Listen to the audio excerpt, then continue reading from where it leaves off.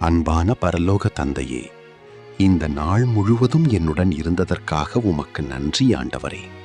காணப்பட்டதும் காணப்படாததும் எல்லா ஆபத்துகளிலிருந்தும் என்னை காத்ததற்கு நன்றி.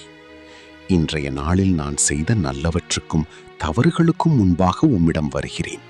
என் குறைகளையும் பாவங்களையும் மன்னித்து என்னை சுத்தமாக்கும் ஆண்டவரே. என் மனதில் இருந்த சுமைகள், கவலைகள், வலிகள் எல்லாவற்றையும் உங்கள் பாதத்தில் வைக்கிறேன். எனக்கு அமைதியான மனதையும் இனிய நித்திரையையும் அருளும். இன்றைய நாளில் என்னை சந்தித்த அனைவரையும் ஆசீர்வதியுங்கள்.